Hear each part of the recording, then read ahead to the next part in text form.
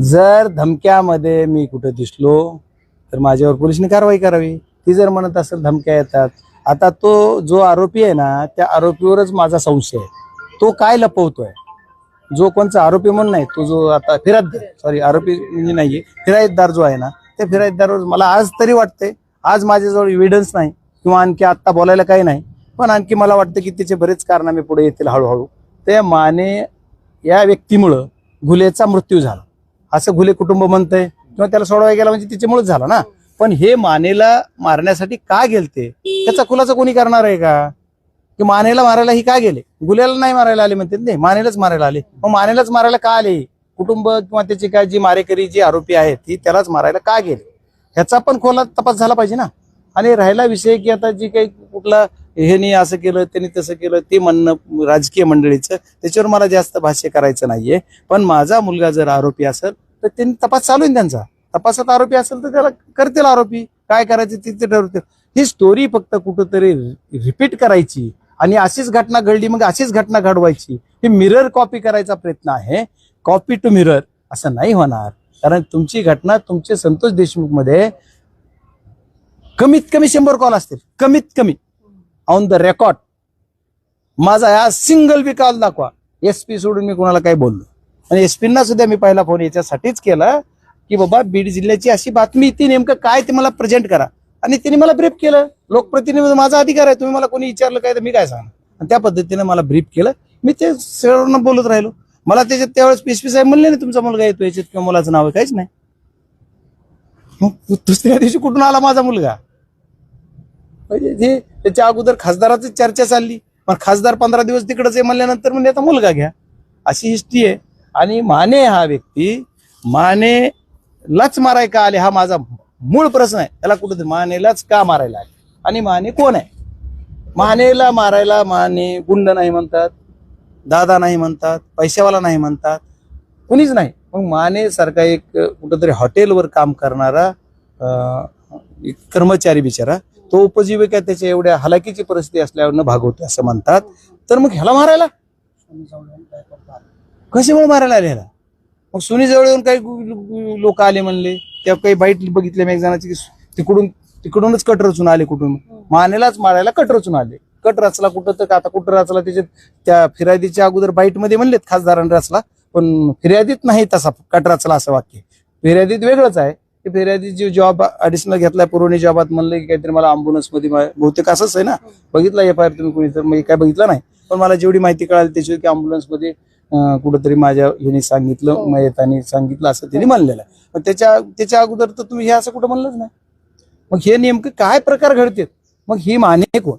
आणि मानेला एवढा काय मोठा माणूस होता का छोटा होता का? काय गुन्हा केला मानेनं? एक जीव घ्यायला कुणी येईल का? आता समजा माझ्याकडे आले लोक मला लगेच जीव घ्यायला, मी काहीतरी गुन्हा केला असेल ना, डायरेक्ट जीव मारायला येते, समजा कट रचून आले मारायला, तर त्याने गुन्हा काय केला आणि त्या गुन्ह्यावर काय शिक्षा करणार? आणि त्या गुन्ह्यात कोण कोण आहेत?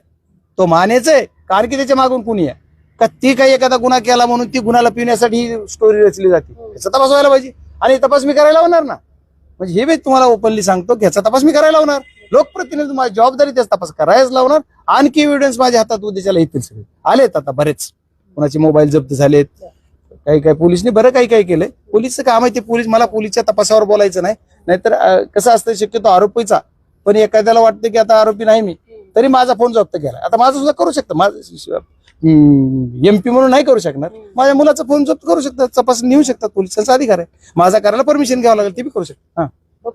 आता हे बघा, मी जेवढं ऐकलंय ते काय म्हणते, प्रत्येकाच्या प्रश्नाला उत्तर नाही। तुम्ही ज्या माणसाचे एका नेते कुणी बोललाय आमदार, त्या आमदाराचं म्हणतात त्याच्यावर मी बोल, मी इतक्या खाल्ल्या माणसाच्या उत्तर द्यावं असं मला नाही वाटत। प्रत्येक जण खूप आरोप आहे, 100 गोष्टी बोलतात, प्रत्येकाला मी कशाला बोलू?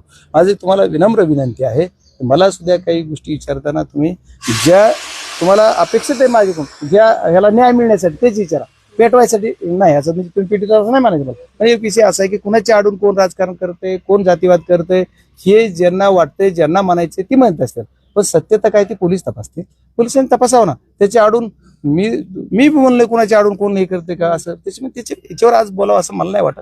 ठीक आहे, बघूयात आपण काय काय होतंय। देशमुख प्रकरणानंतर जिल्ह्यातलं वातावरण शांत होईल असं काही लोकांना वाटलं होतं, आणि त्यानंतर 22 खून झालेत आणि स्वतः धनंजय मुंडे यांना देखील टार्गेट केलं गेलं असं ते देखील म्हणतात. हे बघा, आता मला ह्याच्यावर राजकारणावर बोलायचं आलं. हे राजकारण आहे. आता मी काय म्हणतो, संतोष देशमुखचा खून झाल्यानंतर जी काय प्रक्रिया घडली, जे काय सगळं इन्व्हेस्टिगेशन झालं, इन्व्हेस्टिगेशनच्या नंतर ज्यांचे नाव आले, जी जिथं काय जायची तिथं झाली, तिची केस चालू. या पद्धतीचा प्रकार झाल्याच्या नंतर बी जिल्ह्यामध्ये 22 झाले असं ते म्हणतात. चौकशीत हो, दुजाभाव तो ऐका ना पुढचं माझं पूर्ण होतं. तुम्हाला लई घाई आहे राव. माझं म्हणणं असं आहे की त्या 22 मधले परळीत किती झाले ह्याचं बी उत्तर साहेबांनी द्यायला पाहिजे होता. आज त्यांना साहेब म्हणून सांगतोय मी, तर त्यांनी सांगायला पाहिजे होता. मग नाही सांगितलं. तर त्याच्यात काय पोलीस मग 22 कोण झाले. सरकारमध्ये तुम्ही आहात, तुम्हाला जर पटत नाही सरकारचं तर नाजीरामध्ये बाहेर निघा, सरकारच्या बाजूला निघा ना. तुम्हाला जर पटत नाही सरकारचं, सरकार करत नाही याचा तपास, बीड जिल्हा आमचा बदनामी होती, आम्ही विरोधात आहे, आम्ही तर बोंबलतोच, आमचं मन बरोबर आहे, त्यांचं समर्थन करतो आम्ही. 22 कोण झालेत त्याचा तपास करा. आणि का झालेत मग तुमचं कार्यक्षम नाहीत का तुमचे मुख्यमंत्री? मग गृह खातं कार्यक्षम नाही का? म्हणजे त्यांनी म्हणतात, मी नाही म्हणलं. माझा आता मुख्यमंत्र्यावर पूर्ण भरोसा आहे. माझ्या पूर्ण राजकीय जेवढे काही असतील त्यांच्यावर माझा भरोसा आहे आणि माझा इथल्या पोलीस यंत्रणेवर भरोसा आहे. मला मुख्यमंत्री चुकीच्या पद्धतीने गुन्हा नमूद करू देणार नाहीत किंवा सांगणार नाहीत. उपमुख्यमंत्री या पालकमंत्री ह्या सुद्धा करणार नाहीत. कुणी दुसरा एखादा आमदार कुणी करणार नाही. ही दोघं सोडता तिसरं कुणी काही नाही. आता ही आमचं झालं. तुमच्या भारतीय जनता पार्टीच्या पक्षाचे आमदार त्यांच्या विरोधात बोलले ना चौकात, त्याचं कसं हो? खासदार कुठे आहे आता असं विचारतात. आता बाकीचे सगळे विचारा ना. खासदाराचं लय नातं लांब आहे ना. आणखी खासदार म्हणजे काय? खासदाराला काय मंत्री आहेत, सगळे भरपूर लोक आहेत ना, येतील जातील सगळे भेटतात. कुणाला प्रेम देऊन प्रेम मिळतं, कुणाला दाब देऊन प्रेम थोडं मिळते. तुम्ही आम्हाला आरोपी कराल आणि तुम्ही प्रश्न विचार तू कुठे गेला खासदार? झोपलाय, पण लोकांचे कामं करीत झोपलाय. असं कुठं रात्री झोपलं नाही. बीड जिल्ह्यातच आहे ओपन. त्याचं काय, खासदार कुठं जाणार नाही. मला ह्या गोष्टीला, या प्रकरणाला राजकारण होऊ द्यायचं नाही. हात जोडून विनंती, विनम्र विनंती आहे. याच्यात राजकीय कुणी नाही. राजकीय बोललंही नाही पाहिजे. राजकीय पण आता राजकारणाशी चलच ना पुढे. त्याच्यामुळे माझं म्हणणं, या कुटुंबाला न्याय द्यायसाठी झाटा ना, त्याच्यासाठी त्याला कशाला मॉब लागतोय, त्याला कशाला ही लागतंय. या कुटुंबाला न्याय द्यायसाठी मॉब करायची गरज आहे. पण माझ्याकडे मॉब होत नव्हता. मी सर्वांना यंत्रणेला शब्द दिला, सर्व कार्यकर्त्यांना विनंती करून सांगितलं की आपल्याला काही करायचं नाही. जे करायचं ते पोलिसला. आपण दूषित का कर नाही, त्याला डर काय? कशामुळे घाबरायचं आपण? मग त्याच्यामुळे जी पोलिसला काय करायचं, आता पण DYSP ते SITचे प्रमुख आहेत, ते येऊन गेले. मी त्यांना नमस्कार सुद्धा नाही. खासदार म्हणून त्यांना, आता खासदाराच्या घरी यायचं म्हणून त्यांना थोडं ही झालं, पण मी बसलो, ऑफिसलाच बसलो. तुमचं तुम्ही काय करायचं ते करा, तुम्हाला जे करायचं तपास ते करा. मला त्यांना एकांतात घेऊन बोलायचे काही गरज नाही. माझा त्यांचा कॉल डिटेल बघा. आज इथं जवळजवळ 1000 माणसं होते. माझे CCTV आज बी चालू आहे. इथं ती मला एकांतात भेटलेत का बघा. माझ्या घरात बी CCTV आहेत, सॉरी घरात सुद्धा CCTV आहेत. तिथं तरी भेटले का बघा. मी एकांतात नाही, त्यांच्या सगळ्यासमोर त्यांना ओपनली 2 शब्द फक्त जी बोलायची ती बोलून तुम्ही प्रॉपर करा. ज्याला जी दोषी आहेत त्यांना हुडका. मी म्हणतो या मानेलाच ती मारायला का आलते, या मारे करायचा काय उद्देश होता, ह्यालाच मारायला आले हे तुम्ही तपास. आणि आज मी तुमच्या माध्यमातून महाराष्ट्राला सांगतोय, गृहमंत्र्यांना विनंती करतो की याच्या मुळात जा. हे कशामुळे भांडणं करायला आले, हे का मारायला, हे तुम्हाला मला ऑफ द रेकॉर्ड माहिती असून रेकॉर्डवर काय ते आलं पाहिजे आणि सत्य जनतेसमोर यावं. बाप्पा, या प्रकरणामध्ये जे आहे ते मुख्यमंत्र्यांचा SP कॉल आला, त्यानंतर पूर्ण जेव्हामध्ये सौरभ सोनवणेचं नाव घेण्यात आलं, त्यानंतर आपण मुख्यमंत्र्यांची भेट घेतली. बाप्पा, काय चर्चा झाली? मी तुम्हाला जिम्मेदारीने आणि विश्वासार्हतेने सांगतो की मुख्यमंत्र्यांना मी या विषयामध्ये एक चकार शब्द बोललो, एक शब्द सुद्धा नाही. ठीक आहे, त्यांच्याकडून मी तिथे भेटल्यानंतर एखादा शब्द बोलले असले तर मी एक चकार शब्द सुद्धा बोललो नाही माझ्या मुलाचा. असं त्याच्या अगोदर मी 2 दिवसापूर्वी मी त्यांना भेटलो. मी मंडेला त्यांना भेटलो आणि मंडेच्या नंतर मला वाटतं परत मी बुधवारी भेटलो. म्हणजे अगोदर सोमवार आणि त्याच्यानंतर मंगळवारी नाही काही का मंगळवारीच भेटलो परत दुसऱ्या दिवशी. आज कोणता वार आहे? बुधवार. मंगळवारीच भेटलो. जी जेव्हा शुक्रवार आहे, काल गुरुवार होता, बुधवार, तर मी बुधवारीच भेटलो मुख्यमंत्री. सोमवारी परत भेटलो. सोमवारी भेटलो होतो त्या दिवशी हा विषय काहीच नव्हता. ही रविवारी संध्याकाळी झालेली घटना आम्हाला काही माहित नव्हतं. मला जशी माहिती झाली सभागृहाच्या तिथं म्हणजे ते मी लगेच पोस्ट केली. म्हणजे मला अगोदर ती माहितीही नव्हती. मग ह्याच्या नंतर जे काही त्यांनी मुख्यमंत्र्यांनी SP फोन केला का, SP साहेबाला विचारावं लागेल, मुख्यमंत्र्यांना तुम्हाला विचारावं लागेल. तुमचे सगळे पत्रकार बंधू तिथे जाता येता एखादा प्रश्न विचारा. बीडच्या प्रश्नात तुम्ही फोन केला का, मला मी कसं सांगू?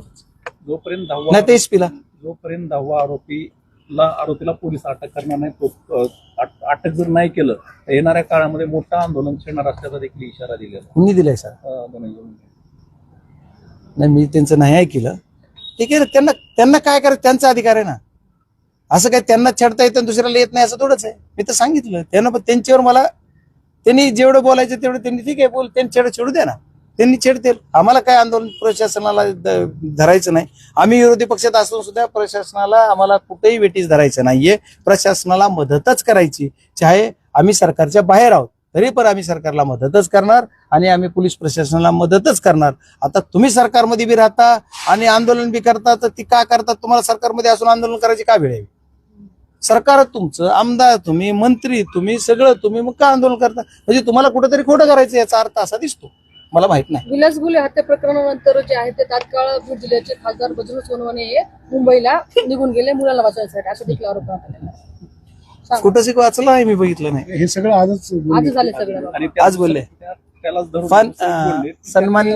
सन्मान्य जी काय बोलले असतील त्यांना एक माझी विनंती आहे की माझ्या घराला सीसीटीव्ही लावलेले, तुम्ही जरी घरात आला तर रेकॉर्ड होतात, मी जाताना रेकॉर्ड होतो आणि माझे कॉल डिटेल, माझं लोकेशन आहे. मी 15 तारखेला जवळपास दिल्लीची मीटिंग होती, त्या मीटिंगला गेलो आणि तिथून मी बाहेरच आहे. ते मी रात्री आलोय. रात्री काय तारीख होती? 25. आज 26 आहे ना. 25 तारखेला आलोय समजा मी रात्री. 25च्या रात्री घरी आलो. त्याचं बी रेकॉर्ड आहे माझं.